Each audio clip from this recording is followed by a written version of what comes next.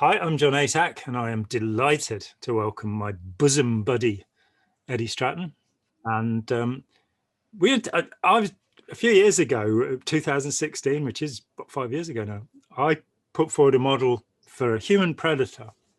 And having read, a bunch of books about psychopaths, sociopaths, malignant narcissists, vulnerable narcissists, grandiose narcissists, Machiavelli, all of that kind of stuff, antisocial personalities. And I sat back and waited for somebody who'd been involved with Scientology to say, why is John talking about the suppressive person? And nobody has. So that's a flunk and retrain for any Scientologists out there who are bothering to watch this. And I thought I need to talk with somebody who is articulate and understands these ideas. And I'm not going to make a joke here. So I've come to you, Ed. So what we've got is we've got the original model, which is Hervey Cleckley in The Mask of Sanity, which was published in the 1940s. He wasn't the first person to talk about psychopaths by a long chalk. The word had entered the language 100 years before. But his is the first working definition of the condition that I'm aware of. And I did dig around to try and find earlier things. The word was used at the end of World War I for about a quarter of the people in hospitals. Military hospitals were thought to be malingerers, and they started using the word psychopath for them because apparently not wanting to be killed is a trait of the psychopath. Yeah. I don't know. Seemed a bit vague back then, but Cleckley came along. He also, of course, gave us multiple personality with the Three Faces of Eve, which is a highly questionable set of ideas as far as I'm concerned. I'm not a great believer. It's a woman called Martha Stout, who's a brilliant woman, who's put forward the idea that we all have dissociative identity disorder. And I'd just like to point out that I don't. Yeah, me neither. Yeah, so that's three of us. So should we have a look at Cleckley first? Yes, let's look at Cleckley. Hervey Cleckley. Yeah, what a great name. Hervey Cleckley. Hervey. His list of symptoms, he has 16 of them. And the grand expert in our own time is the Canadian psychologist Robert Hare, and his psychopathy checklist revised is the instrument that is used certainly throughout the English-speaking world and probably by people who don't speak English as well. And it has, you can score 40 points on it. And anybody that scores more than 4 is a sociopath as far as Hare is concerned. Anybody that scores over 30 is a psychopath. Yeah. I tend to use the term criminal psychopath to show that anybody over 30 on this is a very nasty piece of work, and they will commit criminal acts, antisocial acts that are harmful to other people. It's reckoned that about 2% of the population are psychopaths. That is 3% of men and 1% of women. Yeah. If anybody wants to get into the serial killer stuff about how nice women are, look at the biography of Aileen Wuornos, who used to be picked up by truckers and kill them. Which is not something that we want the children at home to be doing. No, don't pick up hookers and kill them, people. You need to stop that kind of behavior. Yeah, and if you're thinking about it, then that's wrong and bad. But he starts in 1940, whatever, with psychopaths have considerable superficial charm and average or above average intelligence. Now, Hare disagrees on the point of intelligence, and he says they're the same. You get the same intelligence range among psychopaths as you get in anybody else. You get some pretty stupid psychopaths out there, and I've met several of them. Yeah, they were still able to fool me. Obviously, they weren't that stupid, but you also get some pretty charmless psychopaths. That's true as well, isn't it? That, and I mean, what Hare is saying is they'll have the majority of these characteristics, which is one of these things we have to watch for. and it's also true to say that in different moods, people will act differently. But and I think this the kind of spectrum. I looked at the difference between malignant narcissism, what's called the narcissistic personality disorder, which was first defined in 1964 in this book here, The Heart of Man by Eric Fromm, which is fantastic. I love Eric Fromm. He was great. Lovely bloke. Though have to say this every time with Eric Fromm, he was wrong about gay people. Yes. He followed the conventional view in psychology that homosexuality is a psychiatric disorder. Yeah. I don't think that's true. So any gay people that are watching, good for you. We don't think that you're suffering from a disorder. It would be good if Fromm rewrote The Art of Loving to include gayness. It's true. I mean, I read, I mean, you know this because we're chums and we talk. I've read half a dozen of Fromm's books in the last couple of years, including rereading The Art of Loving. And I was quite surprised when it was 30 years ago, because the copy is my old copy of it that I reread. Mm-hmm. And I have this habit of noting when I've read things. It's, you know, whether it's obsessive compulsive disorder or Asperger's, I don't know, but I like to know where I am. And on rereading it, I found that quite a number of the significant views that I hold were described in this book, and I read them about 30 years ago. And there I was. But in rereading, there are, I think, from time to time, significant errors. But he wouldn't mind us pointing that out. But I think he is the only person I've encountered who formulated a complete view of psychology. Before him, there's Freud. Yeah, that's it.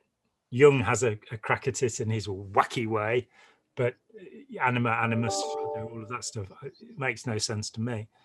And Freud, my friend Yuval Lord puts this view forward that sometimes something is a good story, and we'll tend to believe it because it's a good story. It seems to make sense, but there needs to be evidence to support it. Yeah. And the problem with Sigismund Freud, and that's what it said on his birth certificate. He changed his name to Sigmund, ashamed of his Jewish heritage, I believe, though he would later make much of it.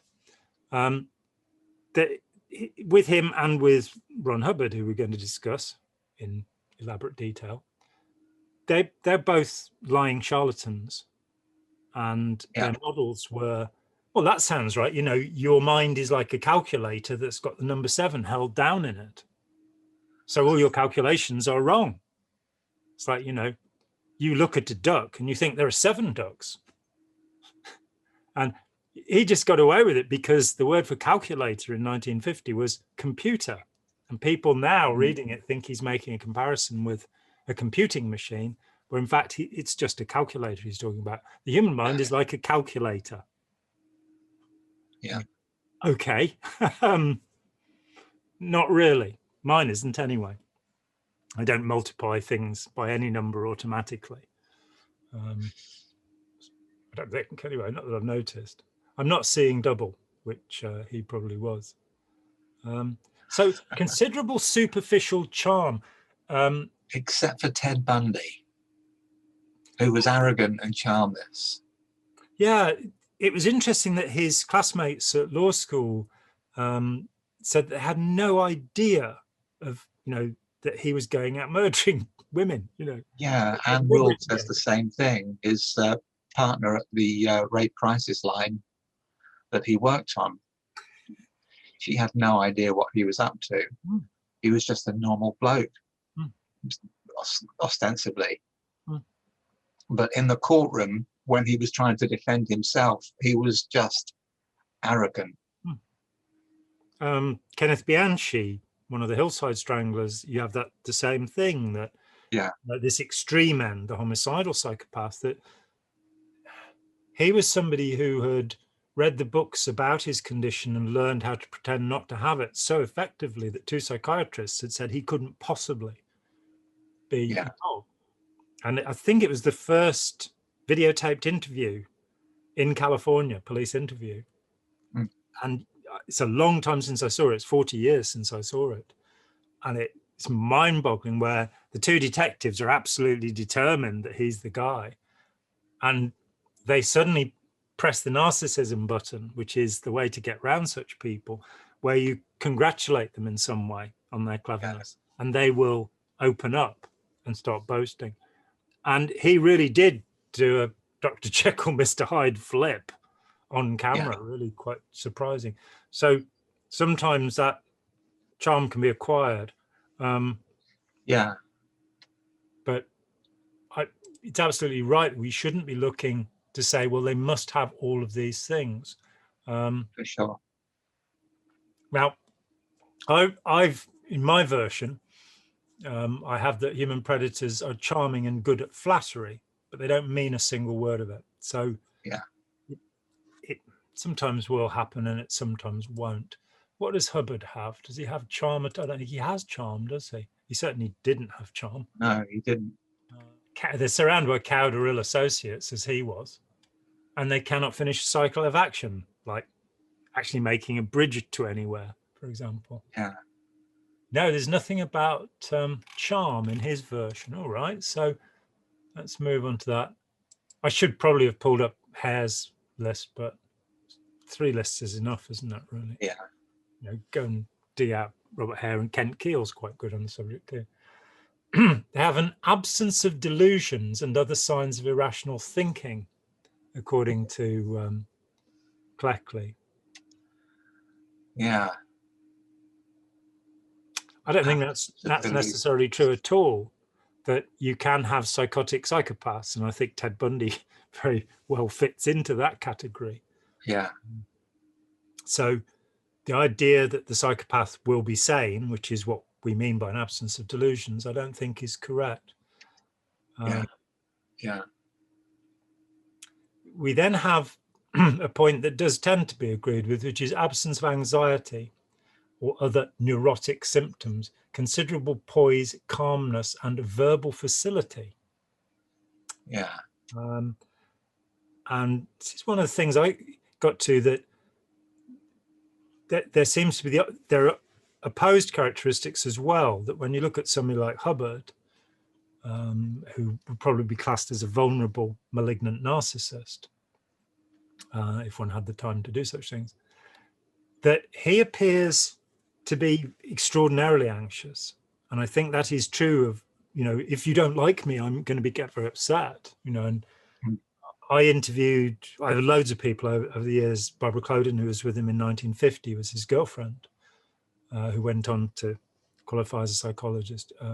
Richard DeMille, had material from him, who was with him in Cuba in 51, 52, around there for a few weeks. He became a professor of psychology. There's a statement made by Jim Dincalci, who was with him in 72, 73 in Queens, New York. And he qualified as a psychologist later.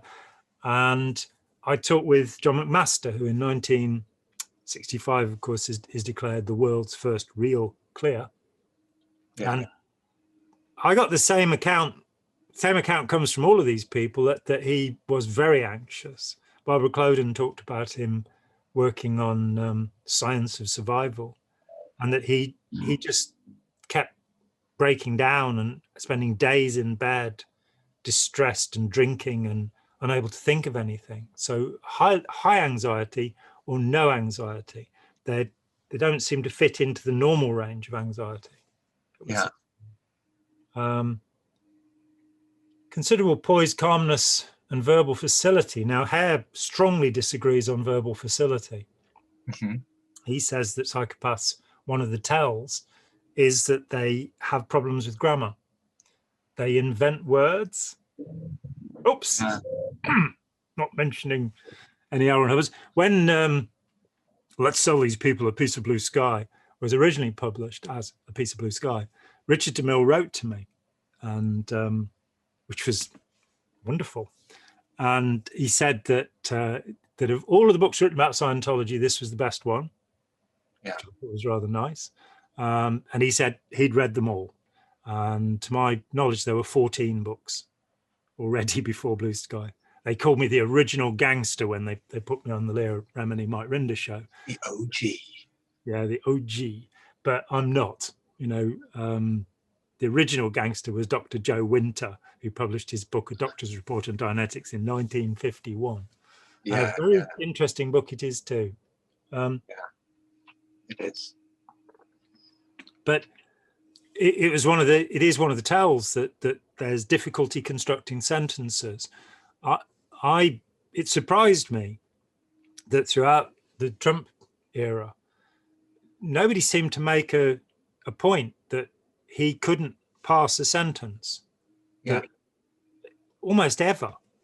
And not only did he make verbal mistakes, like what are the oranges of this fruit, but he would also switch tenses in the sentence, and he would get halfway into saying something and then change his mind and say something else. And people would sit and look attentively at him. Yeah. And I mean, Hubbard had a similar thing going on, that in so many of his lectures, most of them only, you've listened to hundreds of them. Poor man. And still you are vaguely sane. I listened to about 150, and in most of them, he meanders, he loses what he's talking about. Yeah, yeah. They're really difficult to listen to. Yeah, and he splits sentences. He gets halfway into a sentence and then wanders off somewhere else. So verbal facility, I'm going to dismiss at this point. Unreliability, disregard for obligations, no sense of responsibility in matters of little and great import. I think I'd probably go with that. Yeah, I think so. I mean, it's always easy to find people who don't fit. To look at, say, Aileen Wuornos and say, well, look, this doesn't fit. But we're looking at a tendency. Yes, and it's so important to. I mean, I've elsewhere and frequently complained about this idea of, if you have these 7 symptoms, then you have this condition. And I would, while that's a useful generalization at times, I think you really have to focus on what the 7 symptoms are. Yeah. If you're going to do anything to help the person or to change them. Generally classifying, this word schizophrenic, that is a category that perhaps defines hundreds of different versions, because it isn't a kind of cookie cutter situation. That the only thing that really seems to define what we call madness is delusional thinking, delusional perception. And to put a nice big Greeky type word over that, so what does it mean? It's schizo means split, and is phrenos mind. Yeah. And people mistakenly think it means multiple personality. It doesn't. No, it doesn't. It means mind is in conflict. Yeah. Oh. Untruthfulness and insincerity. Yep. Yeah. I think I can go with that. Antisocial behavior, which is inadequately motivated and poorly planned, seeming to stem from an inexplicable impulsiveness.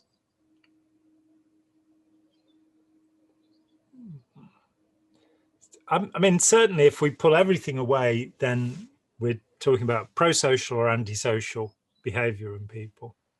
Yeah. And what Fromm would call life-affirming or life-denying behavior. And as Fromm points out, we all have life-affirming and life-denying aspects. It's like, for example, if there's a mosquito in the room, I'll kill it. Yeah. I will deny its life. And as for those, environmentalists who believe that we have to sustain all of the species, I don't agree.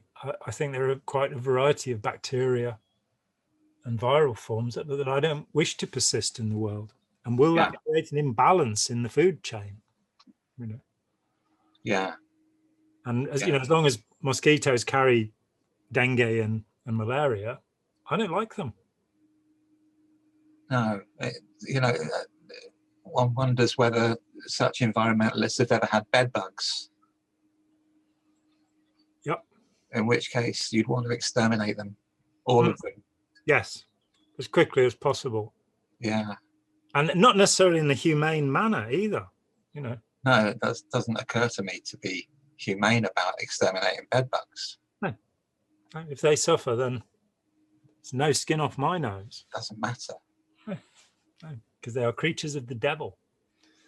They're like the orcs in Tolkien, which I was talking about with a friend the other day, and talking with Mark Laxer and talking about the representation of good and evil in the world. And I said, I was 12 when I read The Lord of the Rings the first time. I read it again when I was 18. And then I read it when I left Scientology when I was 28. And for the first time I went, orcs, Jews, elves, Nazis, oh. And but there you go. It's all a matter of perception, isn't it? I've known some lovely orcs, Some of my best friends are orcs. All of my best friends are orcs, actually. Well, they're at least awkward. Let's put it that way. Yeah. And they're called Irks by the elves. And their prime troops are called the Uruk-hai. So good old Tolkien, who was a bit right-wing. He was a little bit of right-wing and had terrible insomnia, thankfully, or he wouldn't have written The Lord of the Rings. Well, Dickens writing about Fagin, that's a bit dodgy. Yeah, and if you prick me, do I not bleed? As Shakespeare said of a Jewish man. Yeah. Through a Jewish man, Shylock. It's incredible notions of people. These social projections about the other, the out group, the deviant, that which doesn't. And I suppose that brings us back to this idea of a spectrum of a condition, and that in looking at antisocial behavior, the concern should be, is it antisocial?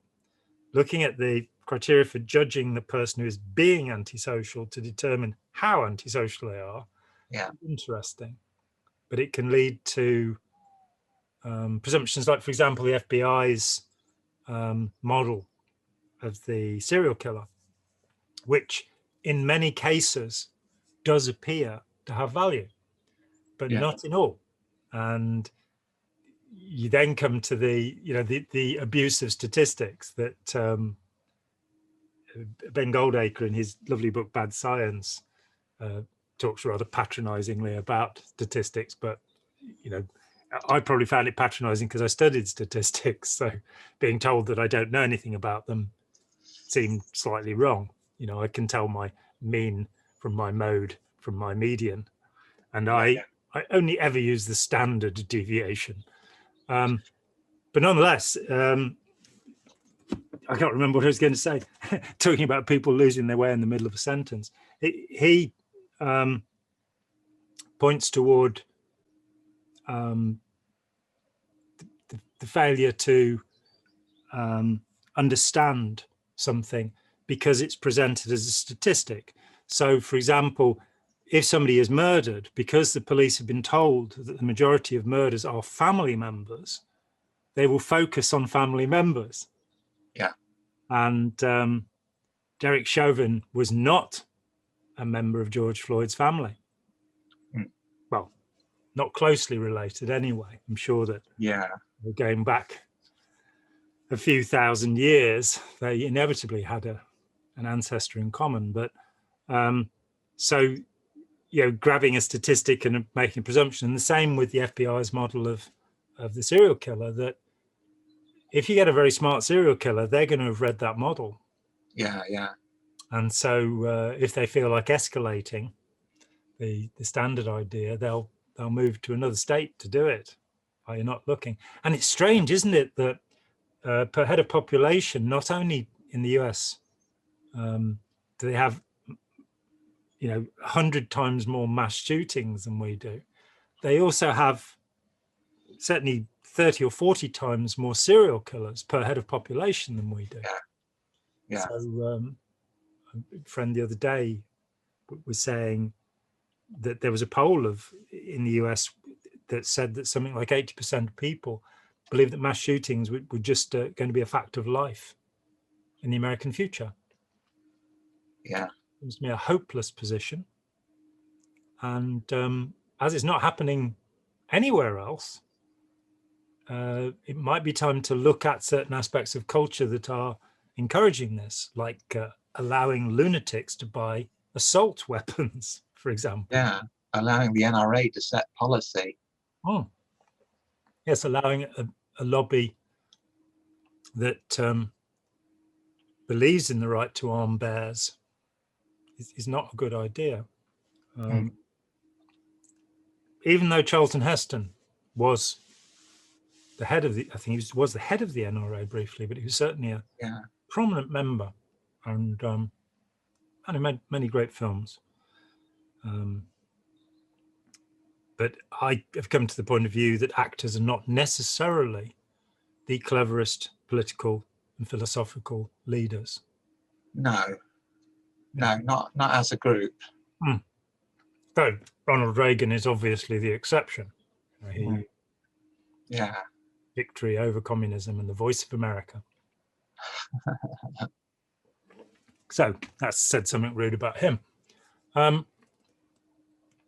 Antisocial behavior which is inadequately motivated and poorly planned, seeming to stem from an inexplicable impulsiveness. I think there are two things there, which is that, and again, it's not entirely true that there are psychopaths who seem, there is often a disorganization in their thinking and behavior, and they're impulsive. One of the cases Kenneth Keel talks about in The Psychopath Whisperer is a guy who's in prison because he killed another guy in a bar fight. And when asked about it, he said, yeah, you'd have killed him if he'd looked at you the way he looked at me. Yeah. So that is a bit disorganized in terms of unplanned, spontaneous, impulsive behavior. Yeah. Gave me a dirty look. Yeah. You wouldn't have tolerated it. He was wearing a funny coloured shirt. Was it the not the 9 o'clock news sketch where a loud shirt in a built-up area? That's it. You've got exactly the line I remembered. Yeah. Yeah.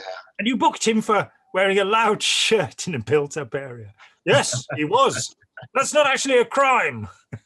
You didn't see the shirt. So, inadequately motivated antisocial behavior is the next one, which seems to me to be a repetition of what he's just said. And is there such a thing as an adequately motivated form of antisocial behavior? Your answer's on a postcard. Adequately motivated. Oh. Then we have poor judgment and failure to learn from experience. Yeah, that's difficult, isn't it? Because that's true where it's true. But I mean, Ted Bundy did learn from his experience. He learned how to escape from the cops and go and kill some more people. Yeah. Women, the sorority killing at the end. Well, he didn't learn not to keep killing people. That's true. Jeffrey Dahmer seems at the end of his life to have shown remorse, which of course is the lack of conscience is meant to be the guiding principle. And he's interesting on the escalation idea, because I think he was 18 when he killed a hitchhiker in his parents' home, and it was another 9 years before he killed again. And I was talking with a dear friend the other day who said, well, yeah, then it escalated from there. I'm saying, well, no, with escalation, you couldn't wait 9 years. If escalation was an aspect to what you're doing, it would have given you such a,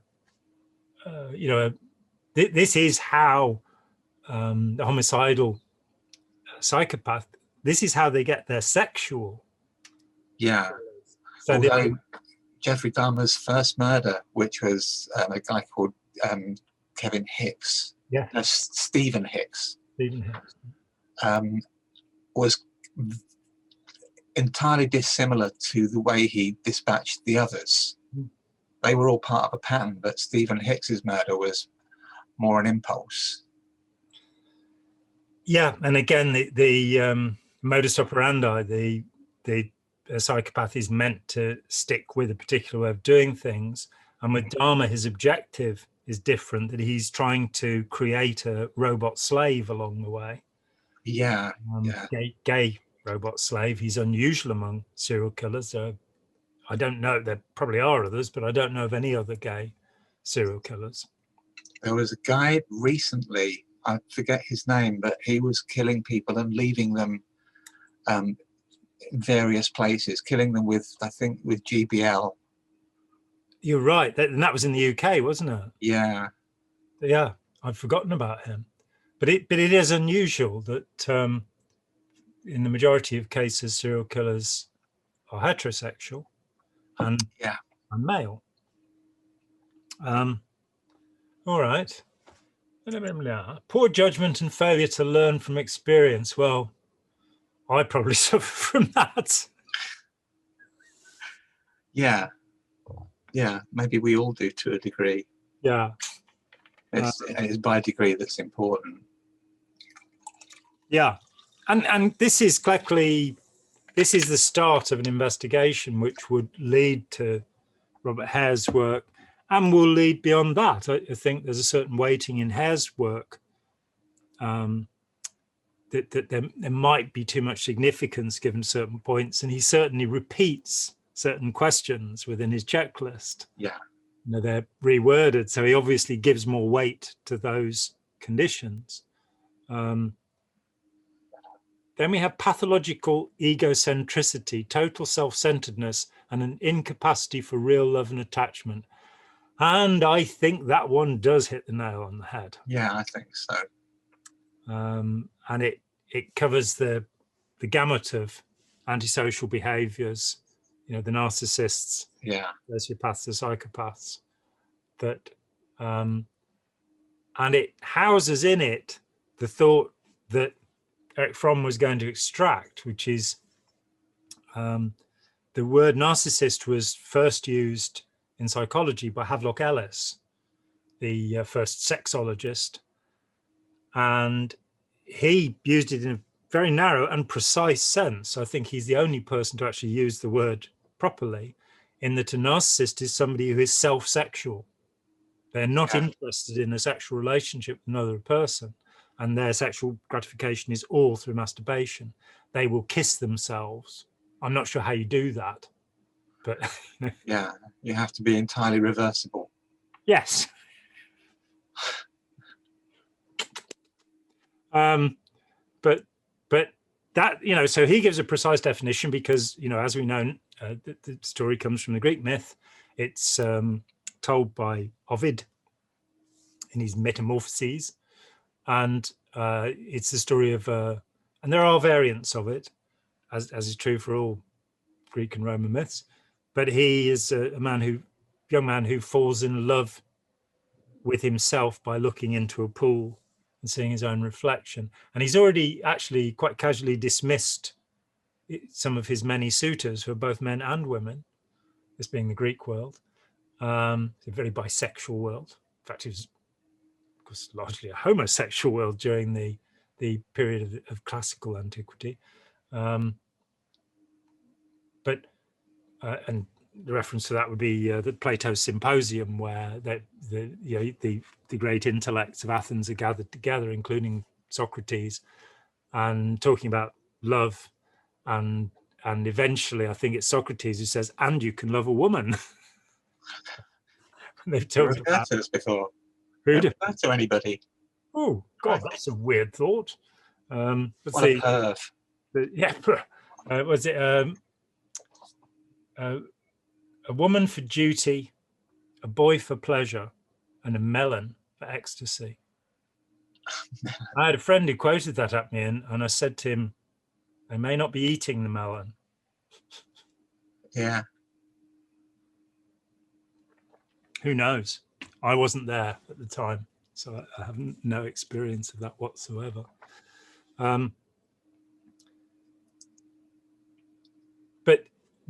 So Ellis gives this idea, which is completely accurate. It's self-love.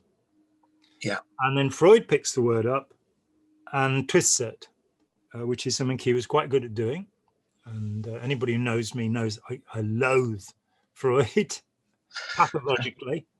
And if he was here, I'd tell him so. Yeah. Anyone who had 33 operations on his throat without ever realizing he'd got to stop smoking is not necessarily the wisest person alive.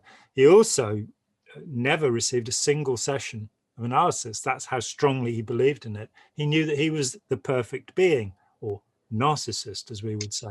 I think Freud said one good thing. Yeah. As he was being evicted from his flat in Vienna by the Nazis, he was asked if he would write something that recommended them, and he said, "I can thoroughly recommend them. The Nazis are great." He wrote absolutely sarcastically as he was evicted. He then spent the rest of his life in London, which was a very short period of time.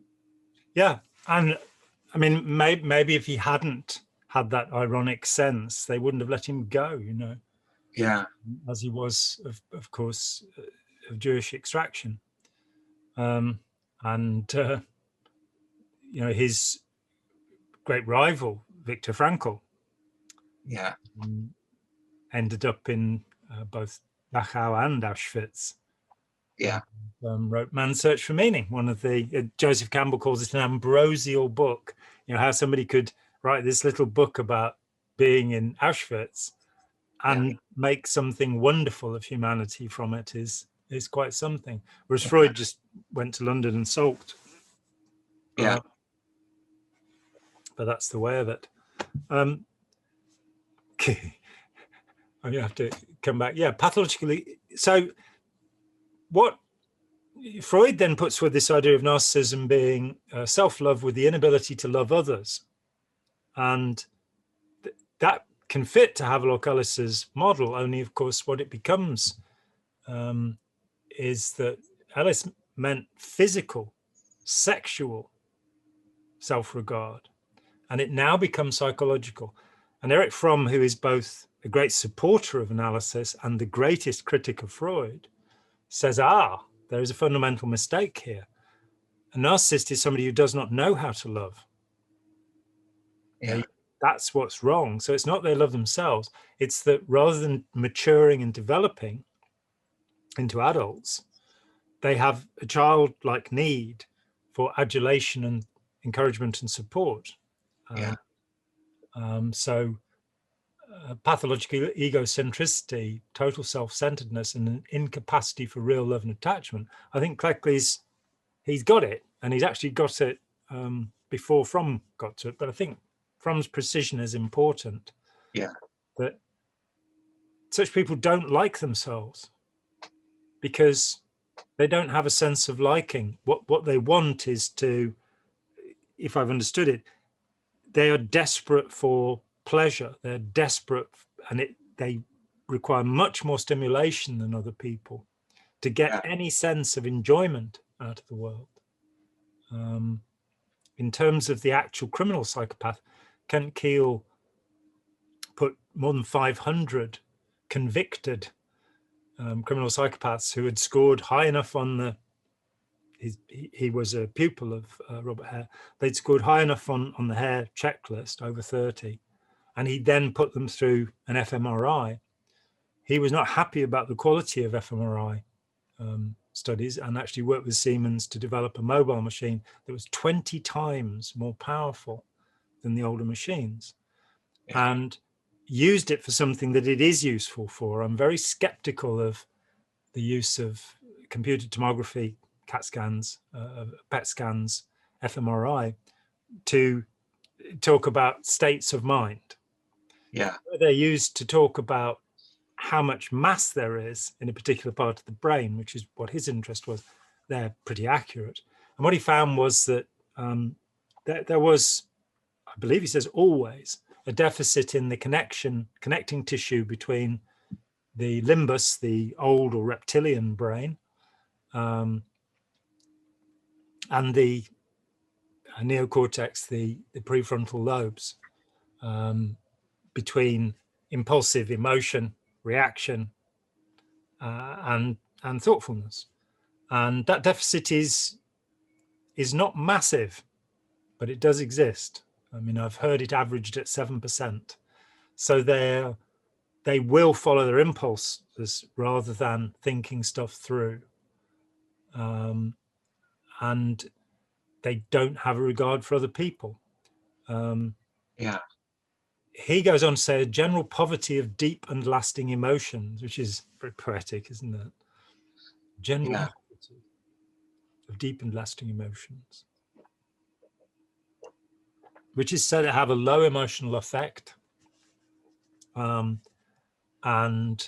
impulsivity, and needing a new buzz, needing something else to happen, generally being bored. We can certainly see that in Hubbard. One of the aspects of his behavior which fascinated me, I interviewed John Sanborn, who was Hubbard's editor from 1954 to 1978. And in 1978, he was asked yet again to transfer a large amount of money. He was the head of the publications organization, which by then would have been in Copenhagen, I think. And he was asked yet again to transfer a huge amount of money into a Swiss bank account for Hubbard. And he went, I've spent 24 years working for about $5 a week, and I'm done. And he walked out, and he told me that he made the decision on that day that he would never again say a kind word about Ron Hubbard. And he would always call him Tubby from then on, which he did throughout our interview. A charming man and very bright. But what is not evident until you stop and think about it is that Hubbard couldn't be bothered to edit anything. He couldn't be bothered to go back and finish his cycle of action, which is one of the characteristics of the antisocial personality, according to Hubbard. So the only book that he actually wrote is Dianetics, the Modern Science of Mental Health. Science of Survival was completed by Richard DeMille from little green discs that were dictation discs. And I have had the privilege of actually seeing one of these discs that was an actual Science of Survival disc. It was in the Ron Newman, a collector in California, had this thing when I first went over there in the 80s. And he just random thoughts would come out, and he'd say them into the machine, and out they'd go. And poor Richard DeMille had to put them together. Two other of the Scientology books. Then the job passed to Alfia Hart, who the last edition of it I saw is still acknowledged at the beginning of Scientology 8.80. And then he went off and created the Aberree, which is wonderful. And anybody who's been in Scientology should go and look up the Aberree online and just skip through some of the issues, because as people defected from Scientology, Dianetics from 1954 into the 60s, they wrote for this magazine. So all of the big names like Art Coulter or John Purcell, probably meaningless to most Scientologists now, but were very important in the 50s, actually contributed, Charles Bernays, they contributed their ideas and wrote about their meetings with Hubbard and their attitudes, and they pretty much came out with the same view of Ron Hubbard, which was that he was a very selfish human being who cared nothing about other people and spent money like water. That's the expression I heard. That he blew all of the money with no concern for anybody else, or including his wives, including his children. Little antisocial, you might say. The general poverty of deep and lasting emotions, they couldn't care less about anybody but themselves. Not very nice, is it? Which again, I remember when I was in the 80s, when I was trying to work out Hubbard's psychiatric diagnosis, which I came back to again in the teens of this century. And I talked with a couple of psychiatrists back then, one of them, Sarge Gabodi, who, of course, had been a Scientologist had run a Scientology mission and was set up the Institute for Research into Metapsychology, which I think still persists. And they do traumatic incident reduction, or what we call routine 3R revised, the version of Dianetics when we left. But it was interesting trying to get hold of, and as I read about psychopaths back in the 80s, I read a wonderful paper by a guy who gives a list of characteristics, and you go, yep, yep, yep, all the way through these characteristics. At the end, he said, and this is true of any 10-year-old. Yeah. Well, I've met 10-year-olds that weren't antisocial. In fact, I've had 4 of them myself who weren't. But I think if you go a bit younger than that, and say 7 or 8-year-old, that it is true that a lot of the characteristics, certainly if you see the spiteful way that a group of children will behave towards a child who is different to them, who is disabled or the problem, you see determined and horrible antisocial behavior at times. So I think there's a question of maturity. And when Charlie Nairn, who made The Shrinking World of L. Ron Hubbard, told me that when he interviewed, before he actually got him on film, Hubbard had told him that, and he said, why? Nairn said to him, and I frequently refer to this because I think it's a very important point. He said, it's a scam, isn't it? And Hubbard kind of went, yeah, of course, just like that. And so Charlie, I think he's just naturally a very smart human being. He said, that must be awful for you having to conceal that all the time. Poor you. And he got Hubbard's sympathy, press the narcissist button and you get the confession. And he said, so why do you do it? And he said, well, the first thing is it's nice to tell your wife you made another $10,000 today, which in 1968 is a lot of money on a daily basis. You're bringing in a year's income every day. Into your bank account, not into John Sanborn's pocket, but your bank account.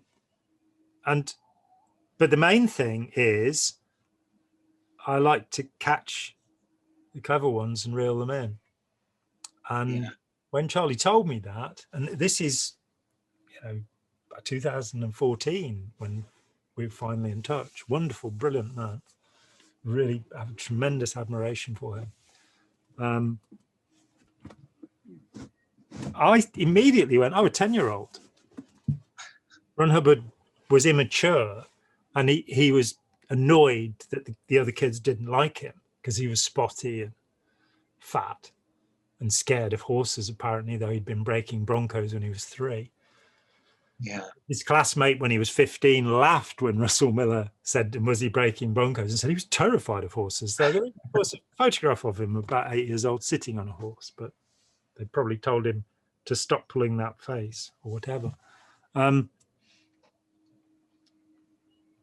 But the poverty of emotions, and save, I would say, for the emotion of revenge. And I think in terms of social and antisocial in human beings, that's the determining factor in whole cultures.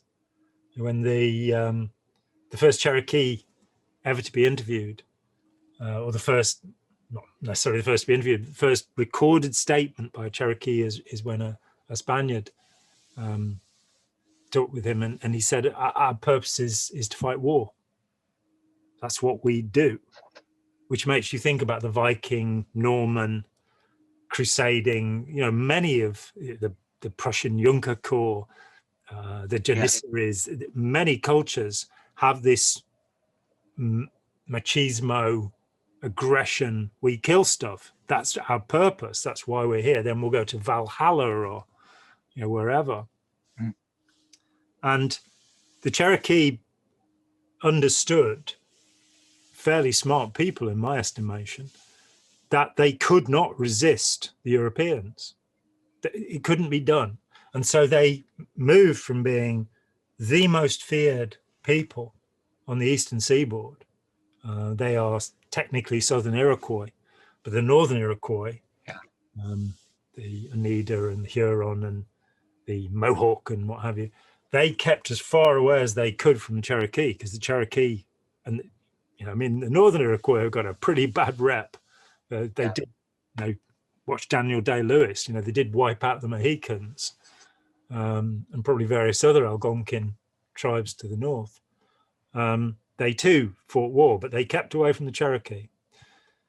The same culture is found with the Apache. It's found all over the place and I would say that what you get is a tit for tat culture, which prohibits the development of civilization. The purpose becomes vendetta. It becomes getting your own back, and it creates gangsterism. And it's only at the point, as in Northern Ireland, the peace process, as far as I'm concerned, was governed by the women of Northern Ireland, who eventually said, no more. This has gone on for too long. We have to stop this. We have to forgive each other. Yeah. And I think civilization begins at that point. And I would say that revenge is the antisocial motivation that runs through human history. Yeah. And that, as I have been known to publicly say, I have no sense of revenge whatsoever. If David Miscavige wanted to come round, as long as he promised not to shout at me or shoot me with a crossbow or slap me or any of that stuff, which he's a bit notorious for, and as long as he realized I wasn't going to be licking the floor for him or anything like that. But if he wanted to come and have a conversation with me, he would be most welcome. And I think I'm very rare amongst ex-members in terms of that attitude. I think most of them would like to strangle him. But it flies in the face of truth and reconciliation. It does, and which is the significant process. I mean, I really think at the end of every war there ought to be a trial for both sides, for all sides, and it should be a truth and reconciliation idea rather than how many of you can we hang, and some people probably should be locked up, but I think it went very wrong in South Africa. I visited South Africa in 1996 and I was really shocked at the racism I found there. Which was racist attitudes of black people who had been horrifically oppressed for a long period of time. But I encountered the word Eurocentric, which meant you're white. And I then saw the racism, of course, you had the fight between the ANC and Inkatha. Inkatha being largely a Zulu, in fact, I think entirely a Zulu organization, that tribalism, just as it erupted in Kenya, it erupted in Nigeria and in Rwanda, the worst, that this racism, this my people against your people business is a horrible, terrible thing. And the truth and reconciliation process in South Africa allowed people who had committed horrific crimes to walk away back into society and back into positions of influence. And I don't think that was useful. I think when you name and shame somebody, you should also pull their fangs out and clip their claws. In Northern Ireland, that you are now seeing the troubles potentially blowing up again because of this peculiar agreement with the European Union, which places Northern Ireland outside the United Kingdom economically. And it began with presumably the new Ulster Volunteers starting to blow things up a few weeks ago. Now the new IRA are back. Haven't heard from them in quite a while, and it would be awful if it came back again. But I think the problem, for me, the idea of letting everybody go as a political prisoner when they've been convicted of murder, that's not a political act from my perception. It's and so it meant that on both sides, I'm not a fan of Paisley, that's for sure, though he was not convicted of any physical violent acts. On the other hand, looking at McGuinness and Adams, that worried the hell out of me that people who'd been running a bombing campaign were now the heads of a political party. Yeah. It would appear then committed bank robberies to accumulate millions so that it could get itself into a political situation in Hare in the south. Yeah. And the prosecution of the people involved, it would appear, was stopped by the British government at the protest of the Irish government, who knew what was going on. But these are other antisocial activities that take place. So truth and reconciliation should be for, there's a bar beyond which, if you, for example, had been an accomplice to the murder of Stumpy McKechnie,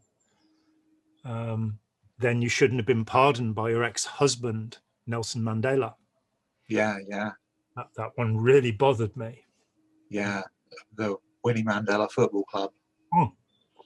And the horrific acts that they committed and got away with because for some reason Nelson Mandela was still soft on his psychopathic ex-wife. Yeah, but she was wrong. Anyway, lack of any true insight, inability to see oneself as others do. Yeah. Lack of any true insight. I question that. Yeah. But certainly inability to see oneself as others do. Yeah. So which of us can do that? That's called the fundamental attribution error in psychology now.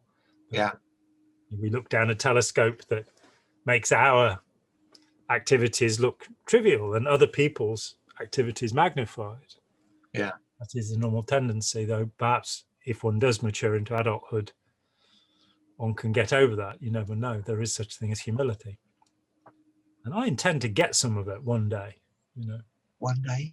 One day, somewhere over the rainbow, way up high. Way up high. My friend Christian's son, when he was a little boy, said, "What do they want to weigh pies for?"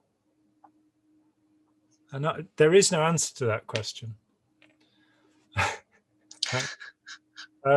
Ingratitude for any special considerations, kindness and trust. Well, that's probably true. Yeah. Fantastic and objectionable behavior after drinking, and sometimes even when not drinking. Imagine that. Vulgarity, rudeness, quick mood shifts, pranks for facile entertainment. I do like a bit of facile entertainment myself. Not keen on pranks. I like the occasional prank. Occasional prank, not Stalin type prank.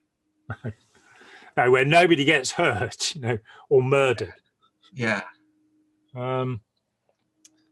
Certainly objectionable behavior, but to be antisocial is to be objectionable. It's fascinating to me that we get this little statement about alcohol thrust in here. Yeah. And of course, the first person that springs to mind is Dharma. Yeah. And so many of the serial killers who drank before they killed. Dutch courage. Yeah. And just that we know that alcohol induces a sort of a bipolar condition in which one is either fawningly pleasant, I love you, or violent. Yeah.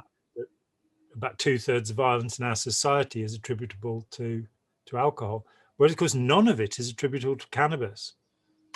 Yeah. Because though of course the Hashishan, the famous murderers, somebody must have got that wrong. They didn't give them hashish and they went out and murdered people. They gave them the hashish when they got home.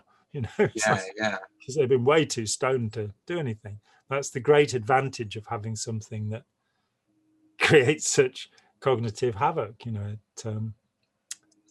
Don't get nasty with it. And when Professor David Nutt and his team from Imperial College published their formulation of the effects of drugs, which was the first time anybody had tried to do it, and still the last time, I think, you were in touch with David Nutt, weren't you, for a while? Is that right? I've not really. Not really. Okay. On the edge of something. The bell that's ringing. It goes back a long time, but he they in the Lancet in November 2010, Lancet being the magazine of the Royal College of Surgeons here, one of the oldest medical magazines in the world, they published a scale of drug effects, and they gave a point value, which I think was rather childish and trivial personally, but I'm not a scientist, so I don't understand things like that. The problem being that they combined the personal and social effects, or tried to. And so I think cocaine scored 53, heroin scored 54, and alcohol scored 72. Yeah. Was by far the most destructive drug, both personally and socially. And socially, yeah. Whereas cannabis scored 0 in terms of antisocial behavior, but they scored it at 25 in terms of personal damage because people were smoking it with tobacco. Yeah. Which was not really fair, I don't think. No. Shouldn't let people do that. Shouldn't smoke it with tobacco. Shouldn't smoke it with tobacco. Don't be stupid. You ruin the effect. It does. The monooxidase inhibitors become confused about what they're meant to be inhibiting. Yeah.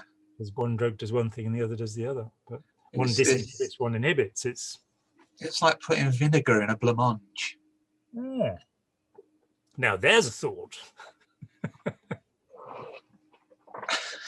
Then feeding it to Lord Emsworth's pig, the Empress in Blandings. Yeah.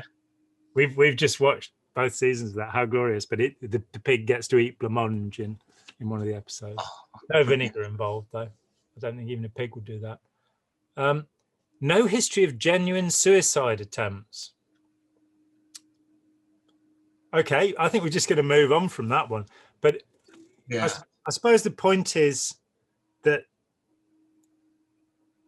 yeah, no, maybe we shouldn't. Maybe that it's that such people don't feel shame. Yeah, yeah. Because I guess that's why people do kill themselves, that they feel hopeless, helpless, and ashamed. Hopelessness and helplessness, yeah. And that would not be possible. We're nearly there. 15, an impersonal, trivial, and poorly integrated sex life. Wow. Hare. Examples. Yeah, Hare talks about promiscuity. And it is one of the things that's actually in the test. And I do understand that. And my views are not entirely puritanical. But I have been a serial monogamist for a lifetime. Yeah. Never gone outside of a relationship. Probably more by accident and design, frankly. I had a few offers that I didn't take up from time to time. But yeah. And it seemed to me that if people are having a sexual relationship because there is affection involved, or love, we might call it, then whether they're polygamous, polyamorous, or what have you, doesn't really matter.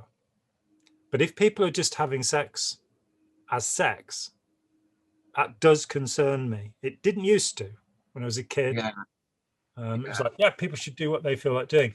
But I have come to feel that people who have a need for new partners, and this is from experience of meeting such people, are fundamentally unstable.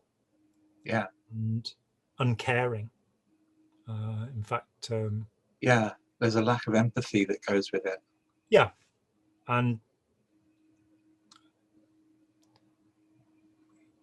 I mean, Hare is quite determined that promiscuity in and of itself is an antisocial characteristic. Yeah, I kind of agree with that. Yeah, I think I probably do too. So that's 3 votes to 0. Yeah. We then have point 16, failure to have a life plan and to live in any ordered way unless it is for destructive purposes or a sham. This is where Cleckley theorizes that psychopaths are drifters. Mm. They pinball through life. So like Ron Hubbard, they keep moving from one place to another because they can't face the terrible crimes they've committed in that place. They have to flow.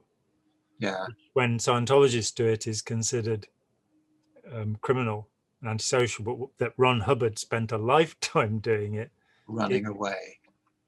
But then he violated all of, as he said, there's the game has the pieces who mustn't know the rules, the players who must keep the rules hidden from the pieces, and the game maker who does not have to follow the rules.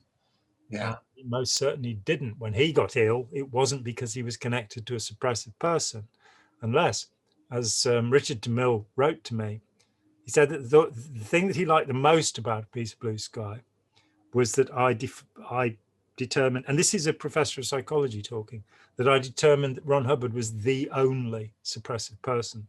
I don't remember saying that, but yeah, I did. And that he, and so let's switch to his version of, and for me, the first thing that fascinates me about this is that the name of the policy letter, which is the 27th of September 1966, it was also issued as a bulletin. So for those who have not wasted any part of their life in Scientology or the understanding thereof, a policy letter is printed in green ink on white paper, and it relates to administrative or managerial matters, which is to say it is for the group. A bulletin is printed in red ink on white paper, and it relates to the technology, as it is called in both Scientology and Nexium, which also uses the word suppressive, borrowed from Scientology. And the bulletin relates to the technology of counseling or auditing. So how you treat the individual. So this was issued on 27th September. It's the second issue of that day, 27 September 66, Hubbard Communications Office, St Hill Manor, East Grinstead, Sussex. And it is called The Antisocial Personality, the Anti-Scientologist. So we start with a psychiatric designation from a man who says that psychiatry is a fraud. He uses their term, the antisocial personality. Interchangeably with the anti-Scientologist. Yeah. So And by definition, everybody who is against Scientology is a psychopath. Yep. And here we come to George Orwell and the control of people through language. Yeah. So that becomes impossible to think otherwise. And again, story I've told 100 times, but I have recently added the name to it. I used to say a dear friend. I'm going to say it was Ira Chalef, who remains a dear friend. We've known each other for, this year it will be 44 years, our first contact. And we've been chums all that time. And he's a wonderful man and has contributed more to humanity than anyone else I know. And I do know some people who've made tremendous contributions. So, I'm very proud to know him. He's a lovely bloke. But I was called into ethics in early 1983 by Peter Shantz, who was the ethics officer, the master at arms, the guy in charge of making sure that we were all ethical. And he absolutely insisted that I had to go and see him. I wasn't feeling very well. I didn't really want to. But that's the reason why you should. Yes. The reason why you don't think you need to see the ethics officer is always the reason you should. Yes. And he said that he had heard that Ira, who was a dear friend of his and had been a dear friend of his, I think he said for 15 years, was likely to be declared suppressive. And that was surprising. And I said, what are we going to do about it? And he said, well, we're going to fight it. A week later, he called me in again. And he said, Ira's been declared suppressive. And I said, how do you know that? Where's the suppressive person declare, as it's called? I said, there isn't one. I said, oh, well, was there a committee of evidence? And where are the findings and recommendations of the Committee of Evidence or Court of Ethics? Haven't seen that. Was there a bill of particulars charging him with, because according to the Scientology justice system, you have the right to be faced with your accuser and the accusation. He said, no. I said, well, how do you know he's suppressive then? He said his name's on a list. There's a list of, it was later expanded to over 900 people, but it was a list of about 600 people. And that was it. And Chance, the week before, had been, we're going to fight it, and he'd known him 15 years, and what a great bloke. And he said something like, they can be so devious, these suppressives. And so, as you say, by him being called an anti-Scientologist with no reasoning given whatsoever, he was now an antisocial personality, and he had been cast into the outer darkness. And I was told that I couldn't talk to him anymore. It was the first time the disconnection policy had pretty much been abandoned just before I got in 74. I didn't know anything about it really. But there were cases where somebody was so overwhelmed by somebody else that they shouldn't communicate with them, which seemed reasonable to me, but it wasn't something that ever happened to me. I always felt perfectly capable of dealing with, if somebody was nasty towards me, I would sort them out, as best I could, which seemed sensible. So to be put into this situation, and I refused. I said, I will not take any order not to talk to somebody. I decide who I talk to. That is an aspect of my self-determinism. And that's that, And so for 6 months, I wrote to the various authorities step by step through the whole hierarchy of Scientology until I eventually wrote the famous letter to Ron Hubbard, which began, I know you do not receive these letters, but you are the highest authority in Scientology. And I got a response that said, of course I received my letters. Didn't tell me any, and Ira can go through the proper channels, It doesn't matter that any of these things have happened. And that was me done. That was, that's when I left towards the end of 1983. But it is this, we take the one, and he gets quite heavy. He talks about Hitler, Napoleon, Dillinger, Pretty Boy Floyd, well known to most of our viewers, and Christie, the fascinating English serial killer, who walled his victim, he plastered his victims into the walls and under the floorboards. And there's what's the movie that Enrillington Place. Enrillington Place, and there are two versions of it now. I think there's the first has Richard Attenborough, David Attenborough's brother, and John Hurt, who's spectacular as Timothy Evans. Yeah, who is convicted and hanged for the crimes. Yeah. Astonishing film, truly brilliant film. Yeah, it's chilling. Oof. So let's look at his. We've looked at what Cleckley, the originator of this, and we've thought about that a little bit. The antisocial personality has the following attributes. 1, he or she speaks only in very broad generalities. They say, everybody thinks, everyone knows, and such expressions are in continual use, particularly when imparting rumor. When asked, who is everybody? It normally turns out to be one source, and from this source, the antisocial person has manufactured what he or she pretends is the whole opinion of the whole society. This is natural to them, since to them all society is a large hostile generality against the antisocial in particular. I'm going to start by saying I think the last statement is probably true, that the everyone's against me, particularly with narcissists when they're vulnerable. Everybody's out to get me. But psychopaths do think that it's them against the world. I had a young man explain to me some years ago that he'd spent 2 years trying to tempt me into doing something nasty and selfish, and had failed to do so. He just obviously made the wrong offers, what can I say? And he'd grown up being told by his parents that everybody is out for themselves completely. The self-centered vision of humanity that is essential to Thatcherism, of course, in this country. And nobody does things altruistically.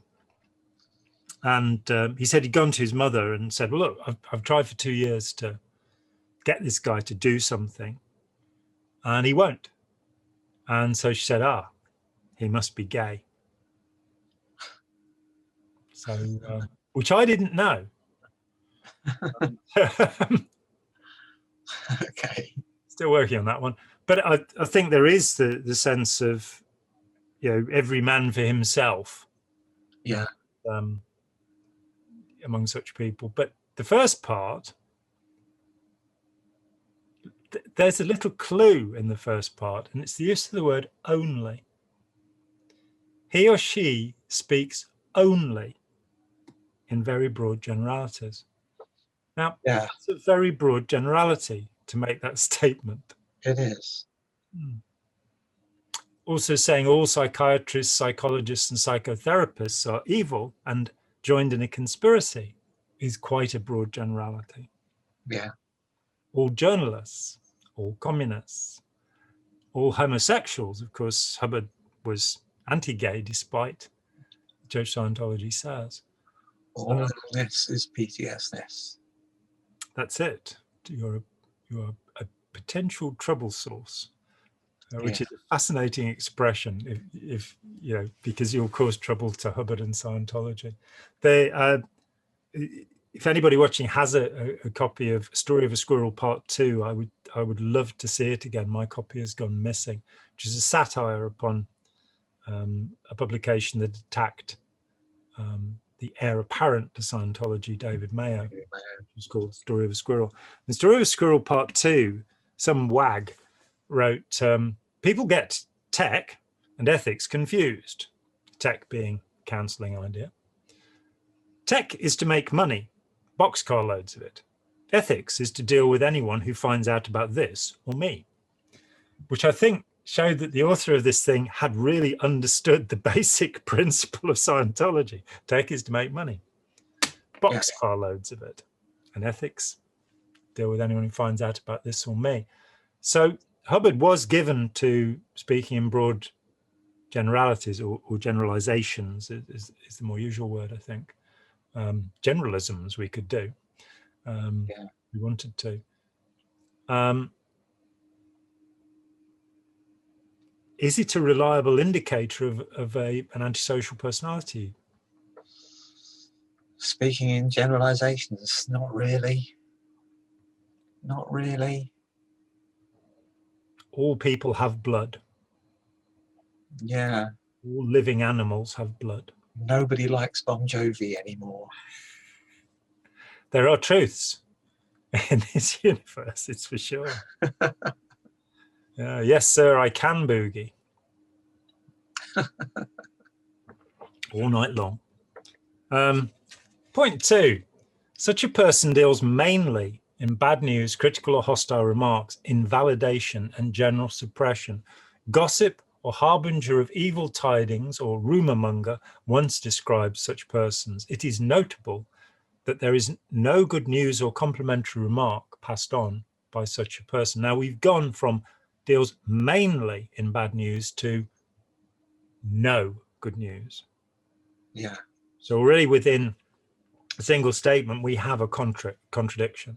Well, we can see that particular point is to stop people from nattering in Scientology. Natter is when somebody casts aspersions against something. And in Scientology, you're only required to spread good news, good expansion news and fantastic news about how we're clearing the planet. It's totalitarianism. Yes, it's a suppression of communication. However, there is a certain truth to it that predatory people triangulate. The term used in Scientology is third party.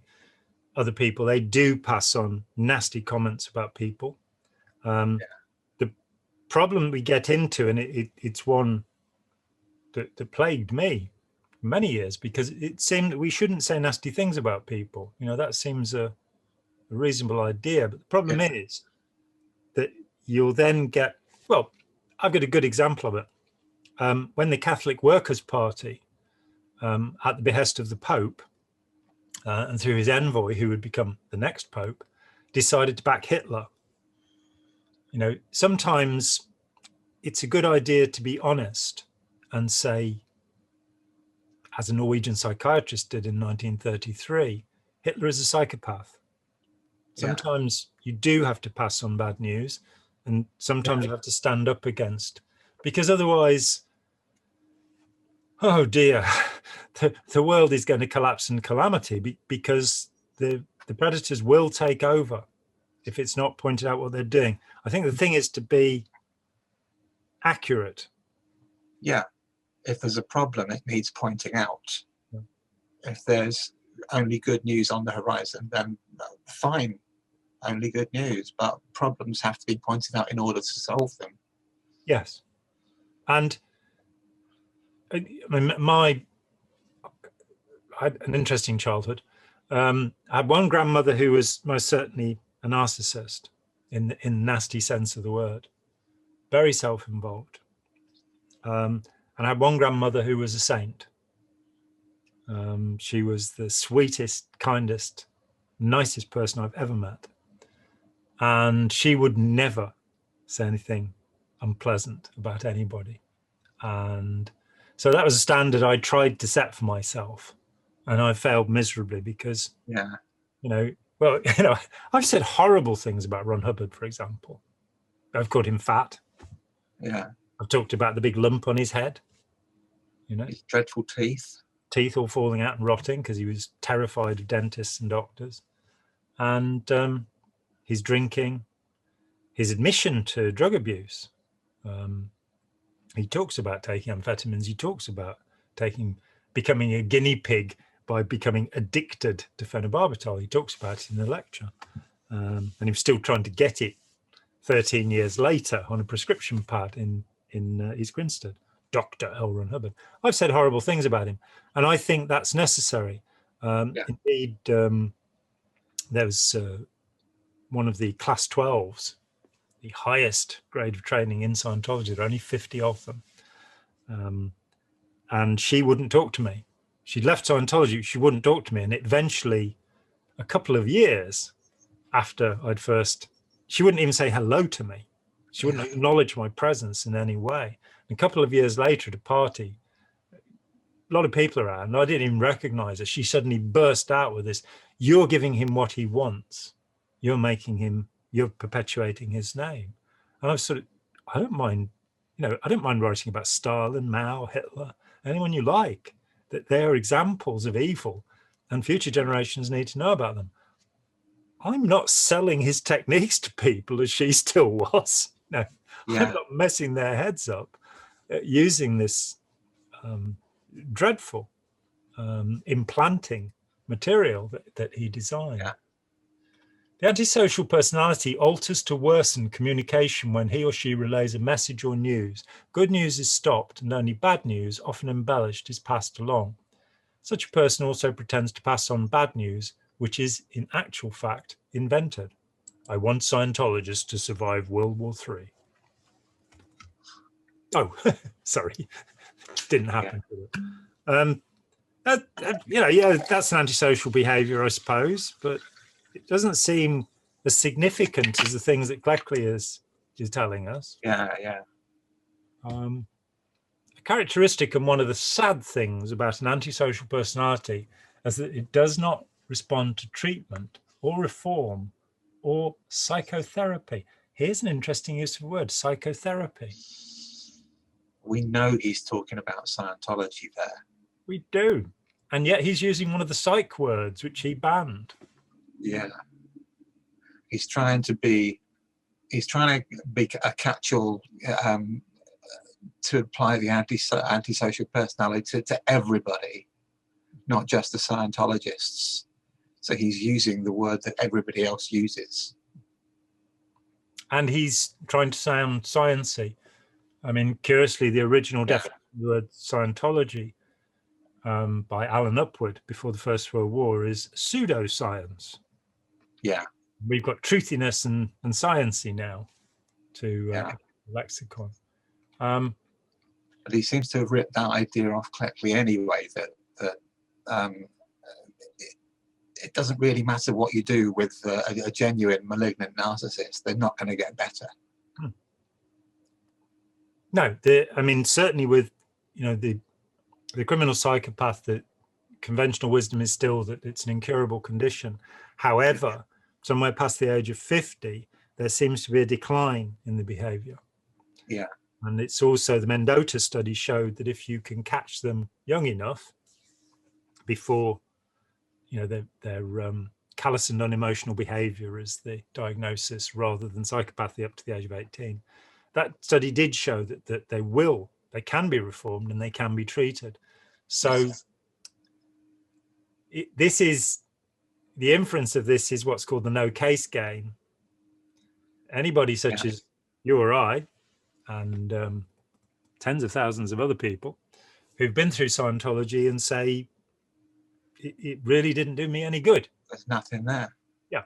It's a statement about us being unreceptive to any sort of improvement. We can't be, I suppose looking back, there were moments of realization for me in Scientology. There were things, and I do recognize that there are people who did benefit from it, and I absolutely support anybody's right to say that what they benefited from. That's their decision. So I'm not in the position, I won't make the broad generality that Scientology is ineffectual. Any form of hypnotic therapy can be useful, but I am on principle opposed to all forms of hypnotherapy because I believe that the same ends can be achieved with the collaboration of the reason of the other person rather than through putting suggestions, commands into their mind. So and I had an example of this. A friend who asked me to help her stop smoking using hypnosis, because people know that I know what hypnosis is, and so they presume that I will practice it. I never have. When I realized, as I studied hypnosis, that in Scientology I had been trained in elaborate rituals of guided imagination of hypnosis, I sought to study further to make sure I didn't do it. So when I was asked by this lovely woman to hypnotize her so she'd stop smoking, I said, let's try this another way. In 3 weeks' time, you'll stop smoking. And that will be because you've looked at it and decided. You've had this, you'll have 3 weeks to think about this and decide whether it's good for you or not, whether it has any benefits for you, and if you want to keep on doing it. Sure enough, at the end of 3 weeks, she stopped smoking. She started again a few weeks later, but that's her problem. Now, you and I know that I was, first of all, I was using a piece of guided imagination, you could say, and I was saying this is a time period during which. So that's something like a hypnotic suggestion, but there was no induction of a trance. There was no state being brought along. I was just trying to basically give her a frame in which to think about it. I didn't talk with her about smoking and how good or bad it was. And it showed that you don't need somebody on the outside. I mean, Hubbard early on talked about, you shout something to yourself on one side of the wall and run round to the other side of the wall to hear it. You give yourself a command or an instruction in this way. And my thought has been that we have what is called hypnotic ability or imagination. I really don't see any difference anymore. It's not a reactive mind or something like that. We're capable of creative imagination. By using that and allying our reasoning to it, my decision, after I came away blooded and not quite bowed from being steamrolled by Scientology's harassment, when I moved away from East Grinstead and came here to Nottingham, I made a simple decision, which was that I would not harm myself. Yeah. Not do anything that was harmful to myself, Yeah. because there were plenty of them doing it. And that led me to stop smoking. Yeah. And I didn't drink because I'm not opposed to the use of alcohol, but as such, but it affected my digestion very badly. Yeah. And you and I both suffer from a variant of celiac disease, and I ultimately found that what was actually wrong with my digestion, which had been made much worse by the daily stress and grind of the harassment machine. Yeah. But basically, by stopping eating gluten, which I did 17 years ago now, I've Yeah. never knowingly eaten anything with gluten since, that I recovered. That Yeah. and I came to a point where I could drink again, and to my interest, found that I used to quite enjoy drinking and getting a little merry. I was a youngster, and I find now that I don't. So I'll drink a glass of wine. I might drink two, and that's me done. Whereas I'd go to a party and maybe drink a couple of bottles of wine over the course of a long evening.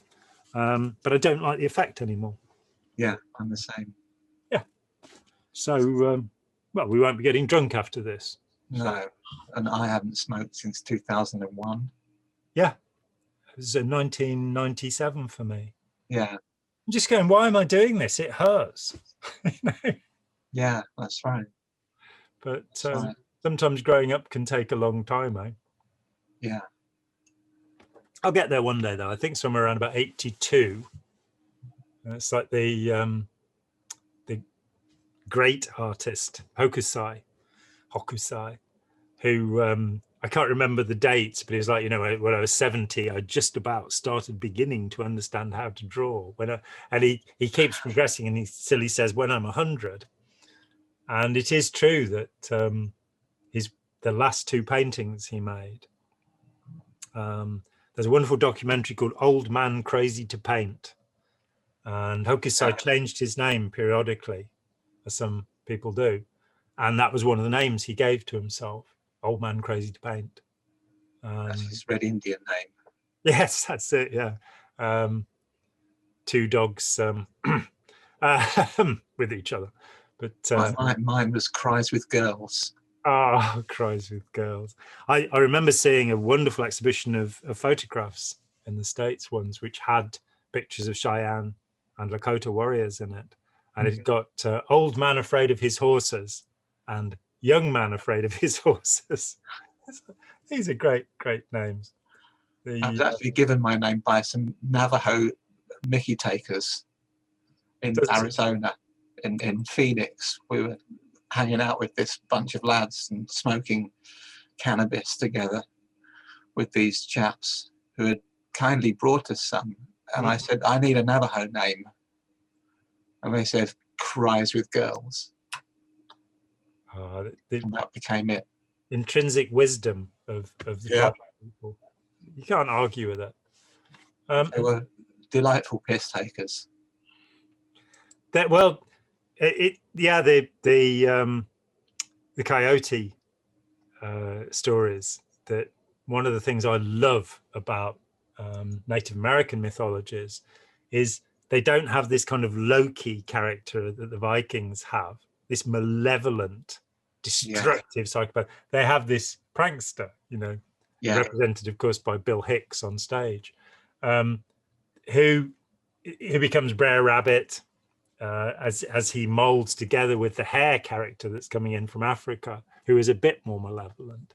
But it's just somebody who's having a laugh and quite delightful and mischievous, as opposed to the nasty psychopathic Loki who, just like to destroy things. There are some fantastic studies of Native American clowns. Some tremendous studies. I've seen a fair few, but especially along the Hopi. Yeah, the Pueblo, various Pueblo people and their the structures of their society, which are in such contrast to, say, the Aztec and Nahuatl peoples, Olmec, Totonac, Tolmec, Zapatec, all of that lot are all death cults. Yeah. And then you get these, Hopi and Stuart Lee actually does a sort of a podcast about them. Oh, I must check which is that. really interesting. He is, of course, my hero. Yeah.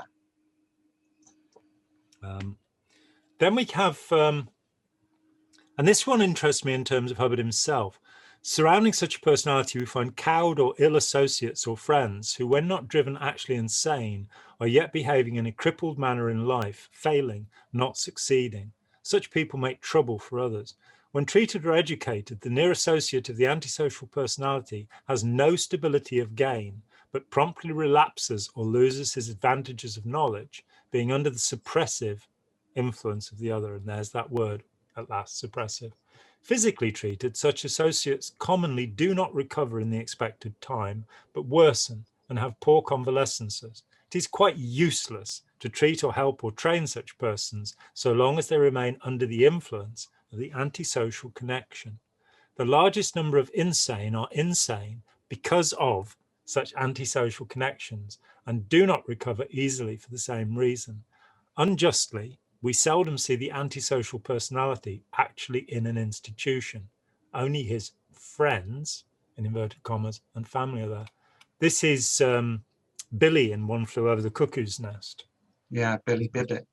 His mum, Brad Dourif, his mum was so nasty to him. One of the 2 Oscars for that wonderful film.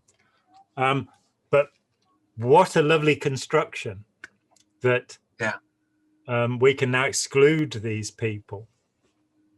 And I'm guessing that this is after the Karen Henslow case in East Grinstead, where a poor young woman ran out ill-clad onto the street in the middle of the night, and it became a celebrated cause in the English media that she'd been driven mad by Scientology, Karen Henslow, which wasn't in fact true.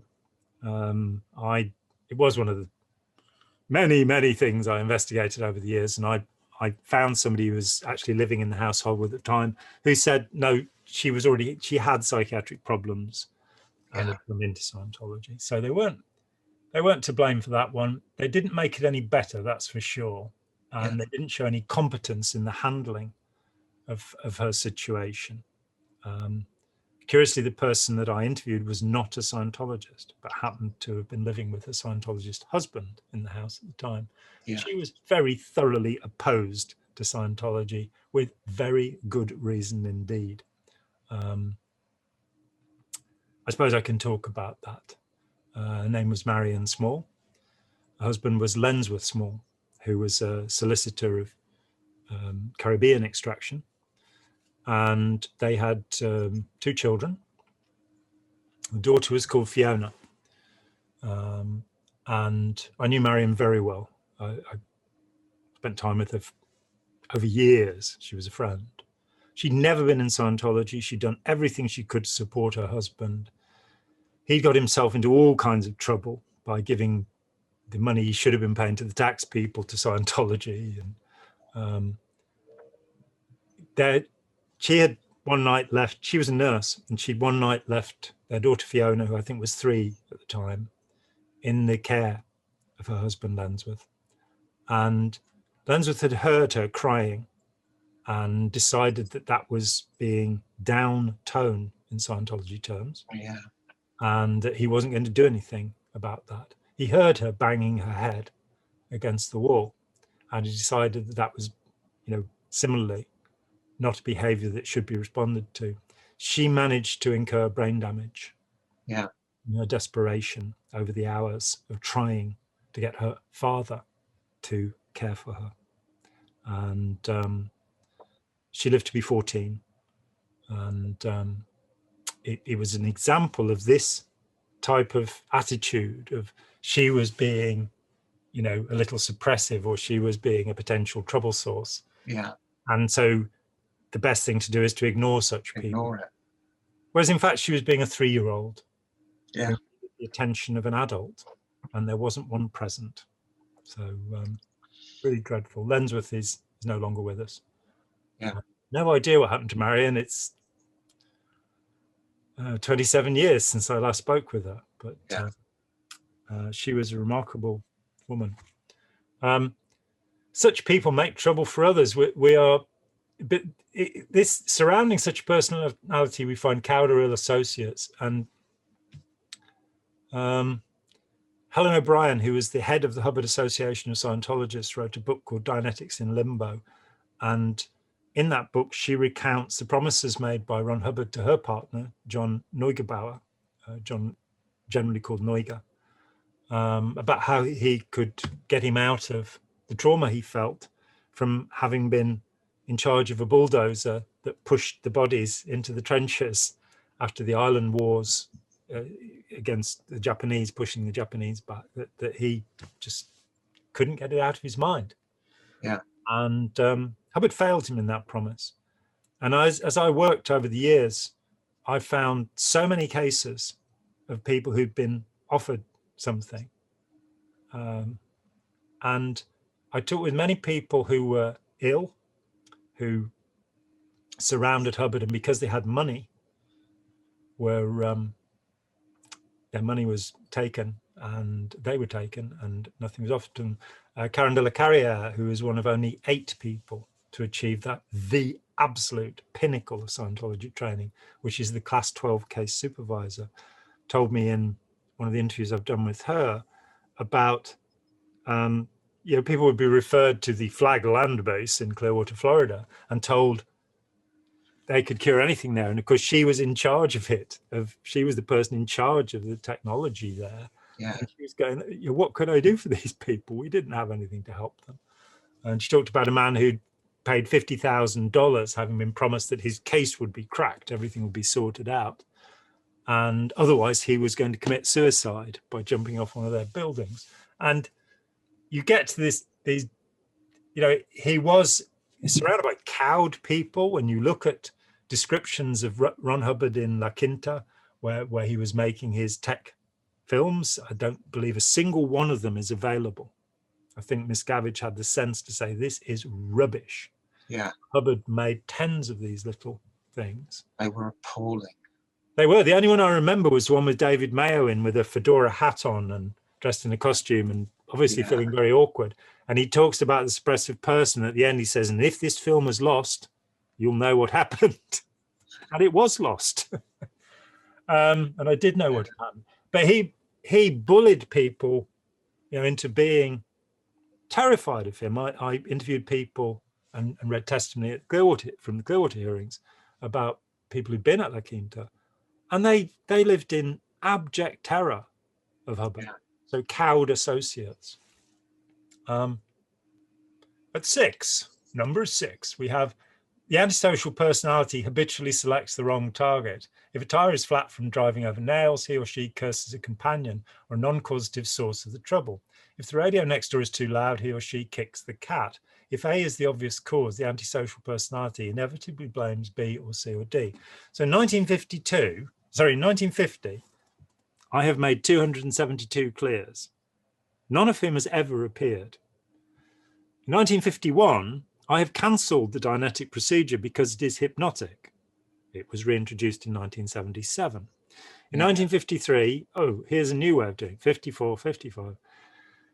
In 65, we have the world's first real clear, but we don't ever actually get, so the wrong target.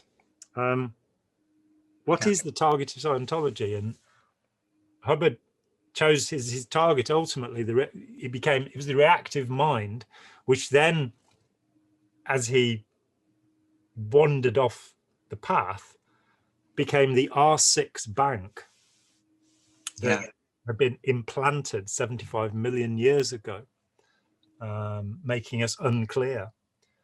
And all of the early promises of clear, perfect intelligence, perfect memory, perfect health, emotional stability, all of the good stuff, none of it would ever be achieved because he kept going for the wrong target. Yeah. And the right target is growing up. The right target is becoming as mature as you can, as responsible as you can, as pro-social as you can, as inclusive as you can, as tolerant as you can. Yeah. And those are none of them aspects of Scientology, I fear. I like the next one. The antisocial cannot, and we've even lost the word personality. The antisocial cannot finish a cycle of action. Such people, such become surrounded with incomplete projects. Now, both of those sentences are actually incomplete. Yeah. First one drops the word personality, and the second the word people. But in terms of finishing the cycle, where are the OTs? Where are the clears? Where are the releases? Yeah. Where is the perfect management system? Where is the perfect marketing or PR system? Where is the wonderful music of Arp Cola? Yeah. Where is there anything that Hubbard finished?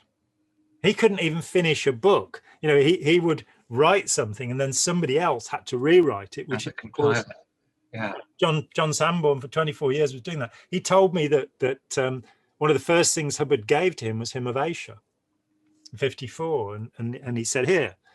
And John looked and he said, I am Maitreya. Oh, God, I can't do that.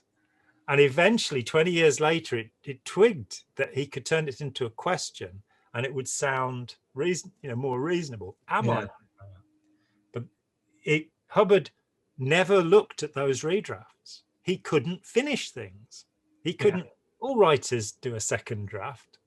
Ryder Haggard and L. Ron Hubbard are the two exceptions I know. That he couldn't even get to finish his own work, let alone finish Scientology or any of it. So he could not finish a cycle of action. I also like to point out that the word cycle is the wrong word. It should be a sequence of action because a cycle indicates repetition. Yeah. So he had a misunderstood word on the word cycle. And that's why he couldn't cycle properly. Have you ever seen a picture of Ron Hubbard on a cycle? I've got one of him on a motorcycle, but I don't think he could. No. 8. Many antisocial persons will freely confess to the most alarming crimes when forced to do so, but will have no faintest sense of responsibility for them. Robert Hare would agree with that. Yeah. No conscience. Their actions have little or nothing to do with their own volition. Things just happened. They have no sense of correct causation and particularly cannot feel any sense of remorse or shame, therefore. True. Also, again, an example of poor grammar. Yet another. They have no sense of correct causation and particularly cannot feel any sense of remorse or shame, therefore. Yeah. He's speaking like Yoda. Yes. Who in 800 years still couldn't manage a sentence to construct properly. Yeah. So much for the, I was speaking out against the Jedi just yesterday. I am a Sith. I think we have been maligned. And we've only heard this story from the point of view of the persecuting Jedi. Speak cannot properly, they can not properly speak them. Yeah, speak properly, they can't. Not can, they not can. Yep, they do. And where does Hubbard confess to, I keep getting it wrong? Where does it say, well, this clear stuff didn't work? Where does he ever apologize or? Yeah, there's no humility. In 50,000 years, fundamentals of thought, as Mike Rinder pointed out to me, that this is the only technology that great technologists emerged, my stuff, and yet it doesn't work. No, in fact, if we look at the HCO policy letter, responsibilities of leaders, we find Hubbard pretty much confessing to the wildest crimes and saying, this is what we must do if we're in a position of power: fill our pockets full of ammunition, kill people, leave the bodies on the floor and say, look, this is what I've done for you. Yep. It's true. And there's a flag order called Zones of Action, confidential flag order. Yeah. Leaked, where he says that we have to make friends with the biggest enemies of the West. Yeah. Which would, of course, be China and the Soviet Union at that time. Yeah. So, and probably North Korea, actually, probably got on with Kim as well. And we have to take on the personality of the last people that oppressed people, which is why the loyal officer myth, which was never clear which side the loyal officers were actually on, who they were loyal to. Yeah. You know, don't trust loyalists. No, or provos, or the provos, or the RUC. Yeah. That's the Royal Ulster Constabulary for anybody. We're talking about the three corners of the Northern Ireland fight, who basically were all utterly immoral. Yeah. 9, the antisocial personality supports only destructive groups and rages against and attacks any constructive or betterment group. We're again talking about Scientology here, aren't we? And so if you oppose us, then you're one of these. And you know, I support Friends of the Earth, but I don't support Greenpeace. You know, so I can't be a suppressive, can I? Because Friends of the Earth are really nice people. I've got that Jonathan Porritt with the funny hair, and lovely people. 10, this type of personality approves only of destructive actions and fights against constructive or helpful actions, which is pretty much what point number 9 just said. Yeah. He's talking about Scientology again. The artist in particular is often found as a magnet for persons with antisocial personalities who see in his art something which must be destroyed and covertly, as a friend, proceed to try. That's actually quite interesting because I was talking with Alan Shefflin, the great Alan Shefflin, the other day, professor of law. And we were talking about something we've both observed, and we're not the only people in the world to do it, which is that sociopaths, psychopaths tend to attach themselves to empaths and use empaths. Now, I'm pretty sure I wasn't the first person to use the term, but I don't know where it came from. And that is a weaponized empath. And when you look at the destructive authoritarian groups, I was talking yesterday to my great good friend Mark Laxer. Mark, at the age of 17, saw Frederick Lentz, who was an assistant professor at the time, I think, Columbia or somewhere, New York State, I think. But he went and saw him talk, and he was a follower of Sri Chinmoy, Lentz was. And he recruited Mark. And Mark was the first member of the Rama cult. And he would then be the principal recruiter for the primary group.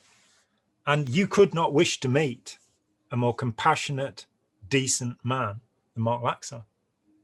And yet, he was the instrument through which people were brought to this narcissistic guru who would give people LSD and then shout at them. Yeah. Get them at their most vulnerable and then yell at them. You know, Hubbard hadn't even worked that one out.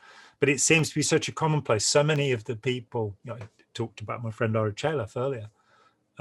Again, just the most compassionate and wonderful, decent human being. Yeah.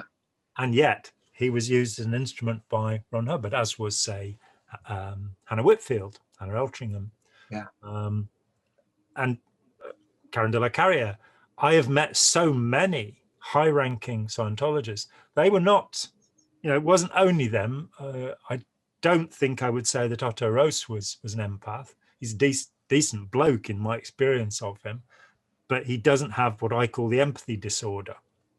And I call it that because I suffer from it myself, the kind of knee-jerk need to help people, even though they're going to rob you blind next minute. But it would seem, the most contentious one is Heinrich Himmler. Yeah. And there's a documentary about him called The Decent One, where every word that's spoken comes from a letter, a journal note or an order from Himmler. And he comes over as he really cares about these poor German soldiers who are having to murder all of these Romanies and Jews. Who have remained decent. Yeah. is Himmler's entire point. Hmm. We've remained decent in spite of what we've had to do. Yeah. And we're doing this for the good of Greater Germany. the Greater Germany, of the Aryan people, you know, which would include the Scandinavians and the British. So I'm not sure how the Scots got into this personally. You know, are they Aryans? What about the Italians? Yeah, because it says the British, and it's surely the English, really. Yeah, you can't mean the Scots. They're not Aryans. No, they can't be, because they came from Ireland. They're not of Anglo-Saxon, you know. And the Italians, I was thinking about this just yesterday, and thought I'd better ask Eddie about this. Were the Italians Aryans? While they were allied to Hitler, and the Japanese, of course, were honorary Aryans. Yeah, they're my favourite. All of those blue-eyed, blonde, hulking Japanese men. Just it's very terrible. And of course, all those, you know, white nationalists who call themselves Nazis in the US, who are actually don't realize that Hitler would have had them exterminated because they're of Polish or Russian or what have you descent. It wasn't even white this was about. Yeah. Oh, well. 11, we're nearly there. And I don't think we're going to get any, you know, this, I'm sorry, this has gone on for so long. But helping others is an activity which drives the antisocial personality nearly berserk. Activities, however, which destroy in the name of help are closely supported. Of course, helping others is what Scientology does, to the exclusion of all other groups. Mm-hmm. No other groups can really help anybody, because Scientology, in the first policy letter, keeping Scientology working, is the only technology that works. Hammer out of existence any competing technologies. Yeah. So it's another self-referential point. Yeah, which fits into the, and finally, and we must all of us by now be glad that I'm not even going to begin to try and go through my own version of the human predator, which can be found, there's a little video on the site which only takes about 10 minutes to watch. We'll maybe talk about that at some other time. But the 12th point, the antisocial personality has a bad sense of property and conceives that the idea that anyone owns anything is a pretense made up to fool people. Nothing is ever really owned. As Marx said, property is theft. I have encountered this, actually. I have met people who, you know, nick my stuff. You know, there's something in my house that I'm not using and wander off with it. And that is anti-John and therefore antisocial. And I suppose this, you know, that one would be true. But I think we've gone through 12 points. We found a couple that repeat themselves. And we haven't really been given a definition of the antisocial personality. No. But maybe I'll absolutely go against what I've just said and quickly read, and I promise, be quick. My own summary of the human predator, which is a way of getting away from, you know, having to diagnose somebody as anything. I mean, this isn't about that. This is about seeing the way people behave and keeping a distance so that you don't, you know, let them put their hand in your wallet or go out with your girlfriend or anything like that, or your boyfriend, as the case may be. So predators are mean. They're utterly selfish. They pretend friendship and love, but feel absolutely nothing for others. They're charming and good at flattery, but they don't mean a single word of it. They brag and boast and make up outrageous lies. When challenged, they blame others. They don't feel anxiety or fear. Now, I've added to that because in the case of the narcissist, they do. They are cowards. Yeah. People like Hubbard that run from anything that might harm them. They're impulsive and easily bored. They demand thrills and take dangerous risks. They enjoy pushing others into taking dangerous risks too. They are bullies with explosive tempers. Now, there's Ron Hubbard for you. They are cunning and manipulative. They enjoy humiliating people. So when Hubbard had two people push peanuts around the deck of the Apollo, Bobby Reestorff being one of them, till their faces were all, you know, they enjoy throwing people overboard, putting people in the chain lockers. Sadism. Yelling at people, yeah. They weaken people with insults and put downs. That's Hubbard's severe reality adjustment. Yeah. Somebody belittling people. They hate it if anyone else has power or is praised. For the predator, life is a competition and they want to win. They lie easily and think nothing of breaking a promise. They're without conscience. They don't feel remorse or guilt. They often boast about the harm they've done to other people. They're parasites and lazy, living off others, giving as little as possible in return. They're control freaks, stopping others from taking control of anything if they can. Remember Howard Shomer saying that on the Apollo, Hubbard would even control the daily menus. And so it'd be rice and beans, beans and rice, rice and beans, you know. And when Jesse Prince at Toronto in 2015, the Getting Clear conference, said that they had to send all the stats from all of the orgs to him every week. Boxes and boxes and boxes of printed out stats for him to go through. The level of micro control, finding out that so many of the harassment orders, like Paulette Cooper, the famous Operation Freakout, he wrote them. You know, telex operator told me that 50% of all of the traffic that went through the telexes, which was his main way of communicating, in fact, his sole way of communicating with organizations, 50% of it was encoded, which meant that it was going to the Guardian's office and it was about hurting people. He'd control things. They force petty rules on others, rules that are impossible to follow. They boast about tricking other people and breaking the law. And we've been through Cleckley, we've been through Hubbard. I think I get a lot closer and provide a more useful summary, and would hope that people can take that summary and look at Scientology or whatever, if they're involved with any authoritarian relationship, any bullying relationship where they're being told what to do. By looking at these rules, they can look at it and go, authoritarianism is a really bad idea and I don't want any part of it. I am pro-democracy, I am anti-authoritarianism. And I've used a great deal of your time, Eddie, and I say... I've enjoyed it. Good, I've enjoyed it too. I always enjoyed talking. So as everybody who knows me realizes, but I always enjoy talking with you. See, I didn't quite get to the end of that sentence before. So we'll do that again soon. Let's say goodnight to the children. Thank you very much. Good night, children. For the few of you that managed to get this far. There'll be a little bit where I tell you to subscribe and like and all of that stuff. And we would be grateful for that, because this has now been nearly 2 years that I've been doing this, and I haven't made any money from it. So it's ridiculous. And I'm not going to, but there we go. But we hope to see you again soon, and we hope you are having a good life and getting ahead with things and getting away from any authoritarian nastiness in your life. And so there we are. My great friend, these many years now, Eddie Stratton. We've known each other since 1996, and have always been on the very best of terms. Yes, we're very old people now. He's even got a beard. And didn't you notice? I couldn't grow one in 1996. No. And now you pretty soon you're going to be like George V or Tsar Nicholas, aren't you? You're going to get that.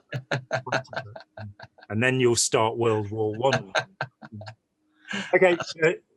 My great friend Eddie, thank you. And I'm John Atack. Thanks for watching. Thank you. Hi, John here. Thanks for watching. We'd appreciate it very much if you would click like, as well as subscribe, and click the bell for notifications. Every dollar helps, and we welcome new patrons on Patreon, or you can make a one-off payment with any currency through PayPal. Thanks so much.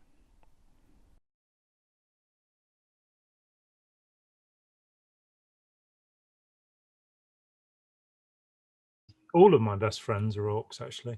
Well, they're at least awkward.